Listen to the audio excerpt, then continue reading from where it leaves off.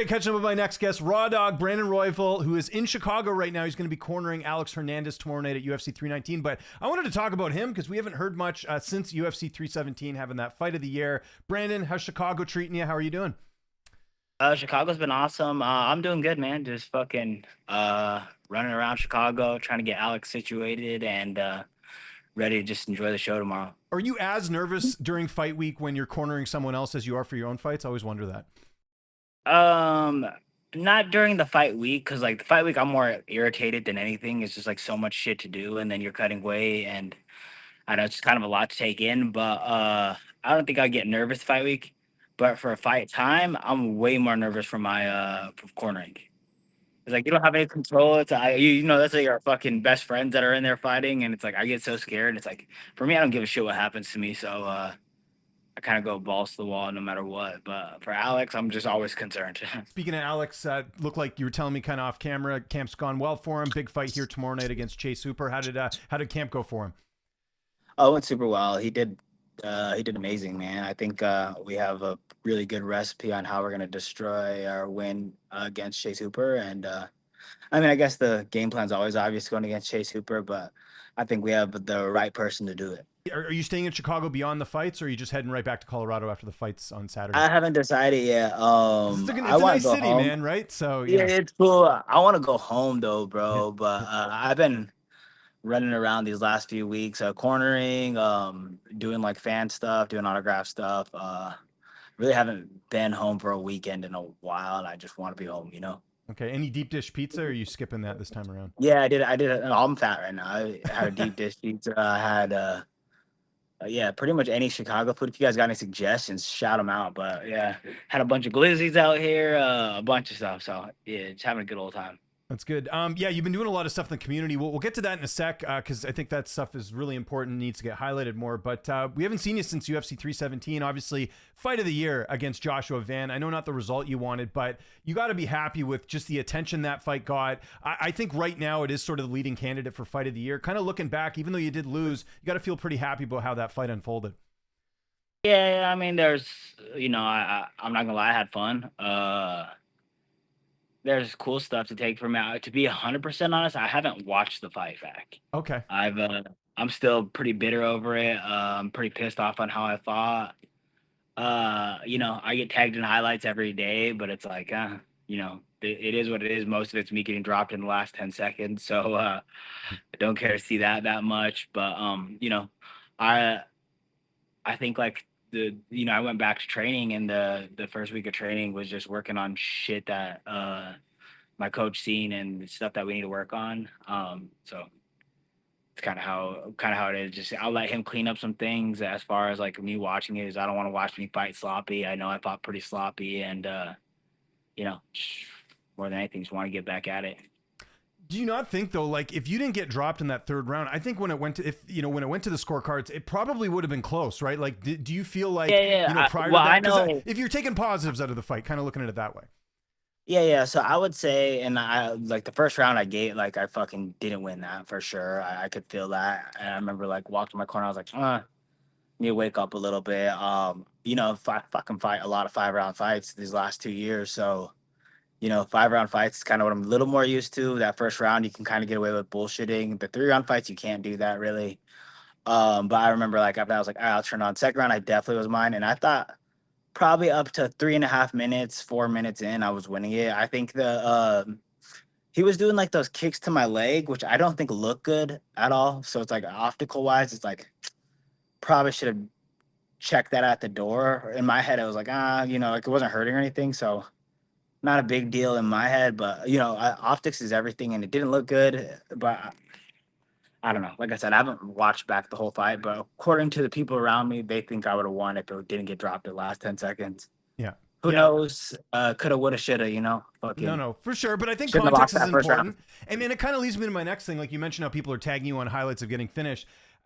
Are there fans out there who recognize the fact that you're one of the few guys in your weight class, forget about your weight class, just in UFC in general, that has fought 2 back-to-back up-and-comers? Like, people forget you fought Tyra as well, then you fight Van. Like, a lot of fighters, we've seen this in other weight classes, not fighting these up-and-comers, and you didn't hesitate and took both of them.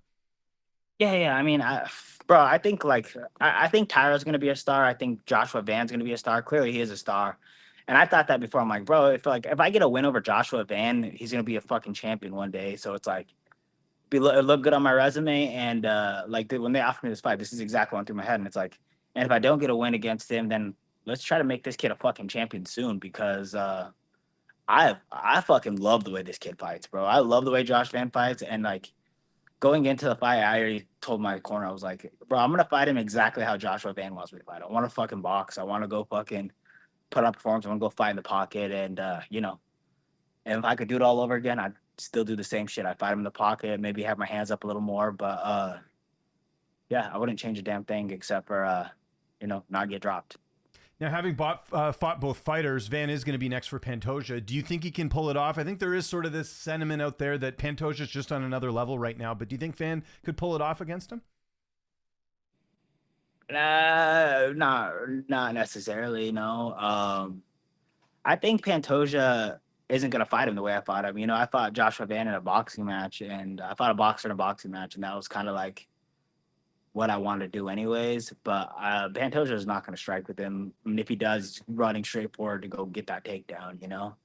Um, that being said, his kid's 23 years old. He's gonna grow quickly, and who knows what kind of gaps he can cover between then and then. For sure. Did you see? I'm assuming you saw Pantoja's win over Kai Kara France the night of your fight. Yeah, like I went back and watched the card, but I was watching it from the back room. Yes. Oh, gotcha. Okay, so but you kind of know what happened though, because you looked pretty dominant in the fight. I guess it was just It looked like destruction. I don't even think Kai had a moment from what I was watching, but Yeah. I mean, I could be wrong. But from what I seen, it looked like Kai just got dominated for the most part. I don't even know if he landed any punches from what I see. Do you want to get one more fight in this year, or what's sort of the plan for the rest of 2025? Yeah. I was trying to fight the next month. I was trying to fight like I called out Moreno, and I was trying to fight Moreno on Noche. I tore my MCL that first fucking round of that fight, so really didn't work out as much as I thought. So I went back to training, and the first week of training, I was like, all right, I want to fight immediately. I fucking hate this feeling. I hate losing. I hate all that.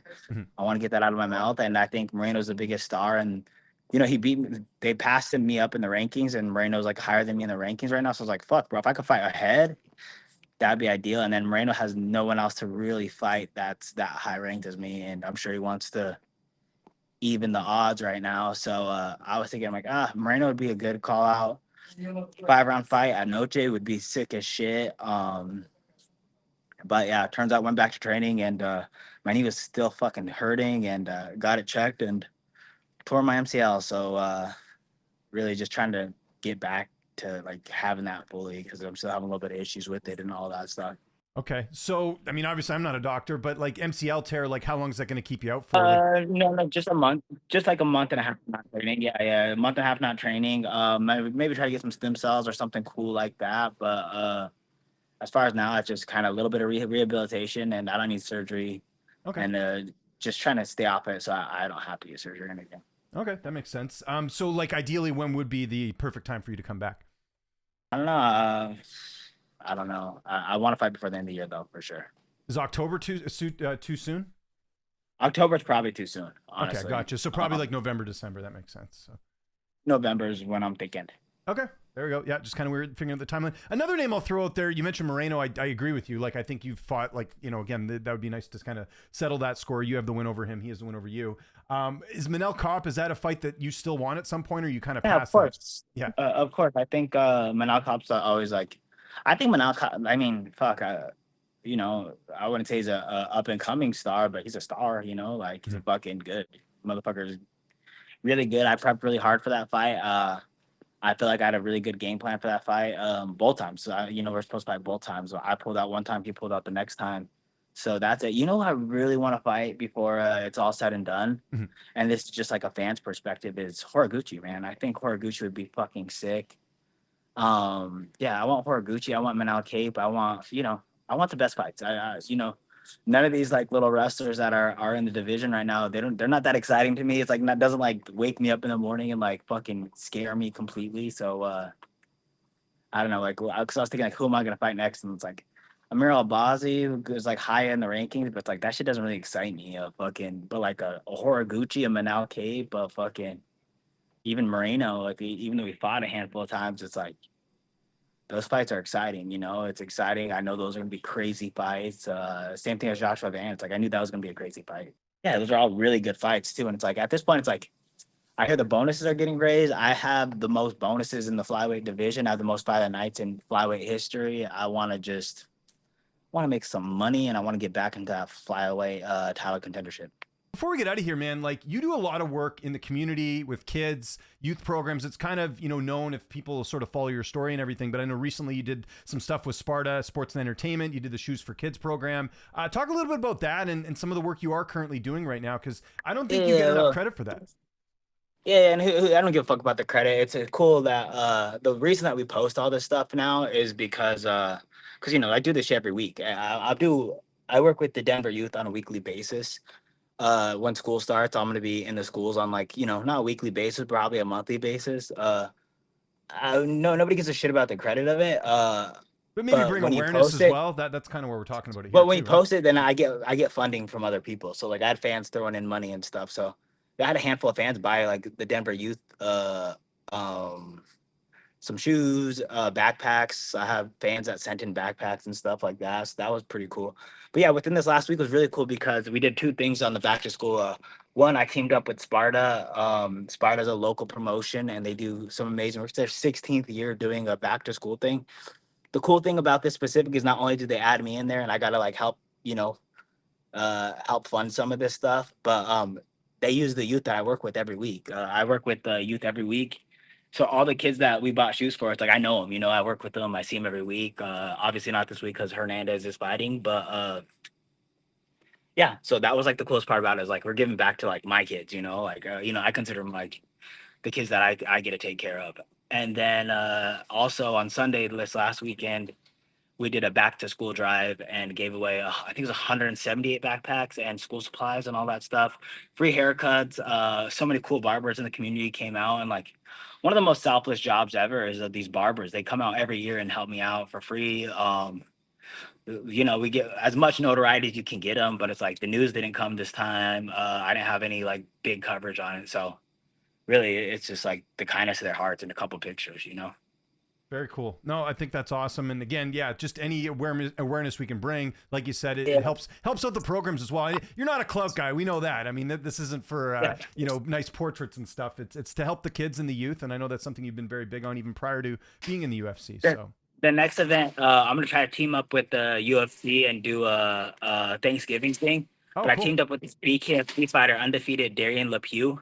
Okay. And he does every year in October, which is the coolest thing. I've never heard of this before until I get to team up with him. Is every year in October he does a shopping for Halloween costumes. So he buys a bunch of Halloween costumes and let kids go in there and shop and pick out their own costumes. So I get to be a part of that, and it's been cool just teaming up, collabing with some of these guys. You meet a lot of people in the nonprofit area, or the people that are trying to just do like-minded things, and it's been pretty cool since then.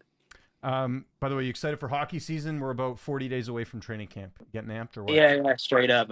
Probably not as excited as you, but I am excited for it. And I think Avs gonna have a killer year this year. Yeah, and I told you, I actually messaged you this about a month ago. They named Nathan McKinnon the #1 player in the league right now. So how cool is it to be? You met him before your fight? How cool is it to hang out with the #1 hockey player in the world?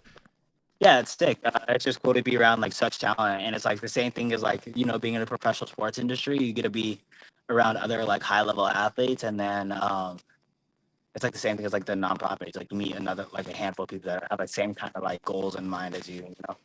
There we go, Brandon. Thanks so much for doing this. Anything you want to plug before we get out of here? I'll give you the last word, man.